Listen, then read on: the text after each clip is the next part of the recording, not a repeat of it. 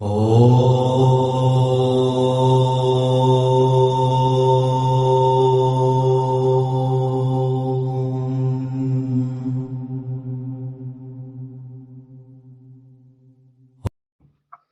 सांख्य दर्शन प्रथम अध्याय सूत्र 84।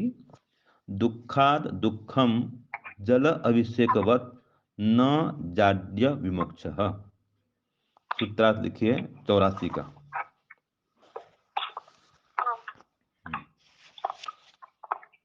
तत्वज्ञान के बिना केवल यज्ञादि वैदिक कर्म से तत्वज्ञान के बिना केवल यज्ञादि वैदिक कर्म से व्यक्ति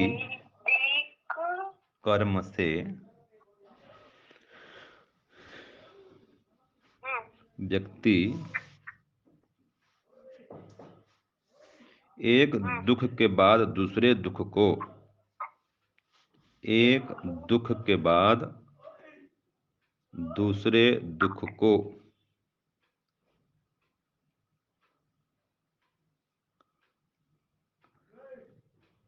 अर्थात एक जन्म के बाद दूसरे जन्म को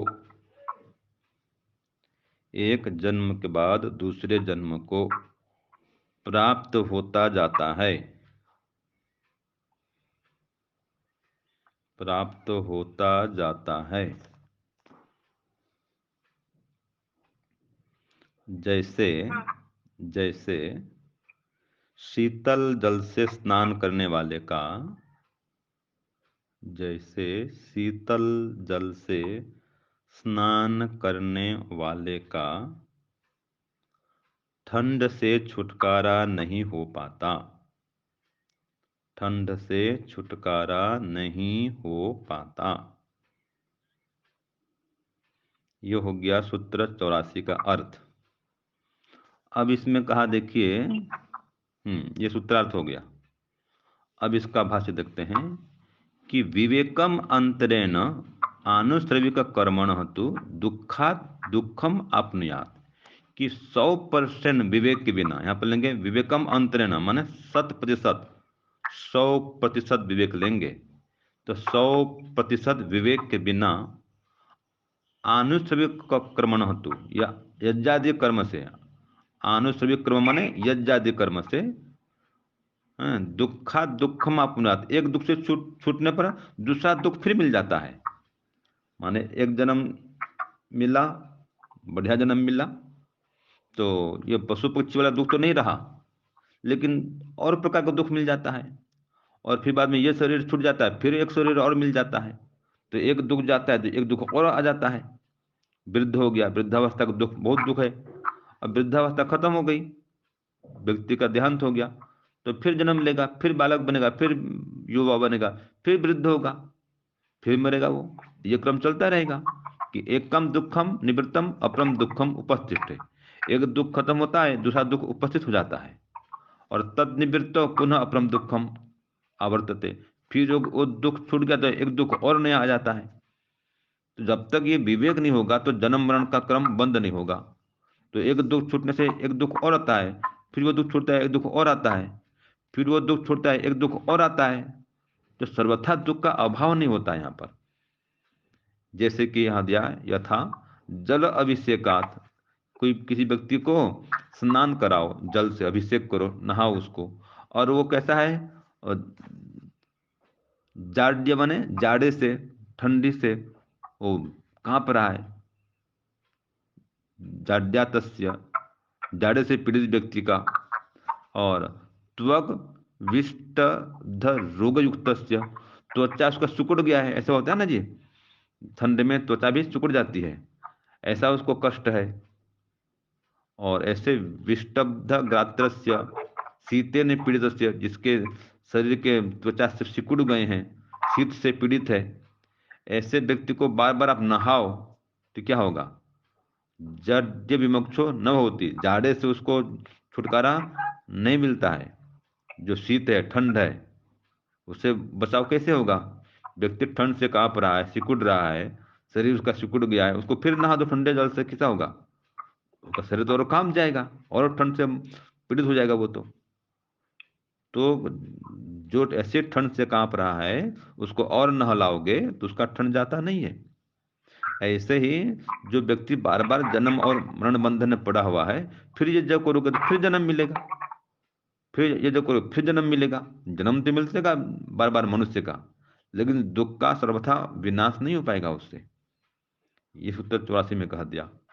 अब आगे इसका उत्तर और दे रहा है, सूत्र 85 में बता रहा है कि जब तक जो है 100% तत्वज्ञान नहीं हो जाएगा और निष्काम कर्म नहीं करेंगे, सकाम कर्म को बंद नहीं करेंगे, तब तक मोक्ष नहीं हो पाएगा। निष्काम, हाँ हाँ, काम्य कर्म को छोड़ना पड़ता है, सकाम कर्म छोड़ना पड़ता है। और अगर तत्वज्ञान नहीं हुआ तो भी सकाम कर्म भी होगा, निष्काम कर्म तो होगा नहीं।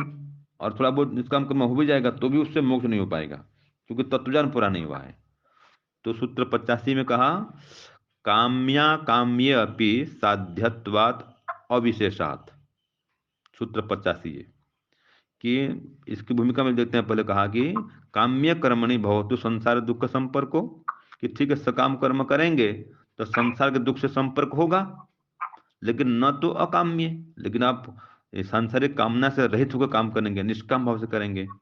तो कह रहा है तेन अकाम्येन कर्मणा स्यात् मोक्ष, उस कामना से रहित कर्म से तो मोक्ष होना चाहिए। उत्तर दिया, भाई ऐसा नहीं है। अगर तत्वज्ञान नहीं हुआ है तो आप निष्काम एक तो कर्म कर नहीं पाओगे, और थोड़ा बहुत निष्काम कर्म करोगे तो भी पर्याप्त नहीं है, कि तत्वज्ञान नहीं हुआ है पूरा। तो जब तक तत्वज्ञान नहीं होगा तो आप सकाम कर्म करो या निष्काम कर्म करो, उससे मोक्ष होने वाला नहीं है। तो सूत्र 85 का अर्थ लिखिए, 100% विवेक के बिना, 100% विवेक के बिना माने तत्वज्ञान के बिना, सकाम या निष्काम कर्म कुछ भी करें, सकाम या निष्काम कर्म कुछ भी करें, मोक्ष नहीं हो पाएगा, मोक्ष नहीं हो पाएगा। क्योंकि उन कर्मों का फल मोक्ष नहीं है, क्योंकि उन कर्मों का फल मोक्ष नहीं है। ठीक है जी। हाँ, तो ये हो गया कि विवेक के बिना, देखो भाष्य में कहा, विवेकम अंतरेण काम्य व अकाम्य भी, कि विवेक के बिना आप सकाम कर्म करो या निष्काम कर्म करो, तो काम्य व अकाम्य अपि कर्मणि, निष्काम कर्म में भी और सकाम कर्म में भी, किसी कर्म में आप लिप्त हो जाओ, कोई भी कर्म करो, मतलब तथैव दुख प्रसंगो भवति, वैसा ही दुख का प्रसंग आएगा। ये मान वैसा ही दुख तो मिलेगा ही मिलेगा, न विमोक्ष, मोक्ष नहीं हो पाएगा। क्यों? तो कहा फलस्य आवृत्वात् क्षयित्वात्, फल के शीघ्र ही फलदायी होने से और उसका क्षय भी हो जाने से वो फल शीघ्र मिल जाएगा। जैसे कोई व्यक्ति भूख लगती है तो भोजन करता है तो जल्दी उसको भूख मिट जाती है, लेकिन भूख तो मिट गई, 2 घंटा 3 घंटा 4 घंटा 5 घंटा, शाम को फिर भूख लगती है कि नहीं? फल तो मिला, भूख तो मिट गई, लेकिन उसका फिर क्षय हो गया। वो भूख हमेशा के लिए नहीं मिटती, शाम को फिर भूख लगती है, फिर शाम खा लेते हैं, फिर भूख मिट जाती है। रात भर सो गए, सुबह उठे, नहाए धोए फिर नाश्ता पानी करो, फिर भूख लग जाती है, फिर नाश्ता कर देते हैं तो फिर भूख मिट गई, फिर 12 बजे फिर भूख लग जाती है। तो ये सांसारिक काम में ऐसा होता है, थोड़ा दुख छूटता है, बाद में फिर दुख आ जाता है, फिर दुख छूटता है, फिर दुख आ जाता है। तो जब तक विवेक 100% नहीं होगा तब, भूख लगना दुख थोड़ी है। भूख लगना दुख है ना, भूख, दुख है, इसमें क्या दुख है? अच्छा, भूख लगती है, भोजन नहीं मिले तो क्या दुख होता है? पूछो जो भूखे गरीब बेचारे हैं, शरीर सूख जाता है, उसको बोलते हैं कुपोषण का शिकार हो जाते हैं, हड्डियां हाँ तो उनकी वो मुड़ तो जाती हैं। शरीर सूखना वो दुख है ना, ये भूख लगना थोड़ी दुख है। हाँ तो दुख क्यों हो रहा है? क्योंकि भूख लगने पर भोजन नहीं मिला, तब तो दुख की अनुभूति हुई। अगर भूख लगने पर भोजन मिल जाता दुख क्यों होता? नहीं होता ना भाई। हाँ तो जो दुख हुआ वो दुख है ना, जिससे दुख हुआ वो दुख थोड़ी है। तो कारण क्या हुआ? दुख का कारण क्या हुआ? भूख। अगर भूख ही नहीं लगती तो दुख होता ही नहीं। भूख लगना ये दुख का कारण है, दुख नहीं है ना। हाँ, भूख लगना भी दुख का कारण है। इसको रोग कहा गया है, भूख को। ये एक प्राकृतिक रोग है। ये साधारण हमेशा रहने वाला रोग है ये कोई इसको अच्छा नहीं माना है भूख लगना को, इसको रोग कहा गया है। इसकी दवाई क्या है? भोजन इसकी औषधि है। ये भूख रूपी रोग की औषधि क्या है? भोजन। रोटी खाओ, दाल चावल खाओ, सब्जी खाओ, फल खाओ, भूख मिट जाएगी। इसकी औषधि है ये चिकित्सा है इसकी। समझ गए ना? तो ये तो लोग लगा ही रहता है, जब तक शरीर है तब तो ये रोग लगा रहेगा। और जब भूख खत्म, खाना पीना खत्म, तो शरीर भी खत्म। फिर शरीर खत्म हो जाता है। और अगर विवेक नहीं हुआ तो फिर जन्म मिलेगा। अगर सत्कर्म किए तो बढ़िया से शरीर मिलेगा, मनुष्य जन्म मिलेगा। और पाप कर्म अधिक किए तो पशु पक्षी जन्म मिलेगा। पशु पक्षी में जाओ, फिर वहां और दुख भोगो। और अगर ज्यादा पुण्य किए हैं तब तो मनुष्य चूल्हा मिलेगा। हवन के हैं, ध्यान उपासना के हैं, जप के हैं, दान के हैं, तो मानव चूल्हा मिलेगा। फिर मानव चूल्हा पा करके भी फिर दुख आएगा ना जी। फिर भी सर्दी खांसी बुखार, फिर भूख लगती है, फिर वृद्धावस्था आएगी। अब वृद्धावस्था आने पर दुख तो होगा ही होगा। जो शरीर लिया है, शरीर धारण किया है, जो जन्म लिया है, वो तो शरीर तो बढ़ रहा है। शिशु से बालक हुआ, फिर युवा हुआ, फिर प्रौढ़ हुआ, फिर वृद्ध होगा। वृद्धावस्था आने से अनेक प्रकार के रोग आते हैं, फिर दुख आता है, देखो। और फिर शरीर फिर छूटता है तो भी दुख होता है। जितना मेहनत से घर द्वार बनाया होता है, नौकर चाकर, गाड़ी बंगला कार, सब छूट जाता है, तो दुख तो होगा। ये कह रहा है जब तक शरीर है और बार बार जन्म लेंगे तो बार बार ये दुख तो आएगा ही आएगा। इससे बचना है तो विवेक उत्पन्न करो, तत्वज्ञान पैदा करो। ये संसार से जो आसक्ति है इसको मिटाओ और मोक्ष में जाओ, तभी सब दुख से छूट सकते हैं। ये आज के पाठ का सार है। और सूत्र 85 भी यही कहता है कि जब तक 100% तत्वज्ञान नहीं होगा, तब आप कोई भी कर्म करो, सकाम निष्काम जैसा भी कर्म करो, उससे मोक्ष होने वाला नहीं है। और प्रथम बात तो निष्काम कर्म होगा ही नहीं 100% विवेक के बिना। वो सकाम कर्म ही करेगा, थोड़ा बहुत निष्काम करेगा तो पर्याप्त नहीं है। इसलिए विवेक उत्पन्न करो, आत्मा परमात्मा को पहचानो। ये तत्वज्ञान है। प्रकृति को जानो कि इससे पूरा सुख नहीं मिलने वाला। प्रकृति में, संसार में पूरा सुख है ही नहीं। और आत्मा पास तो अपना कोई सुख ही नहीं है।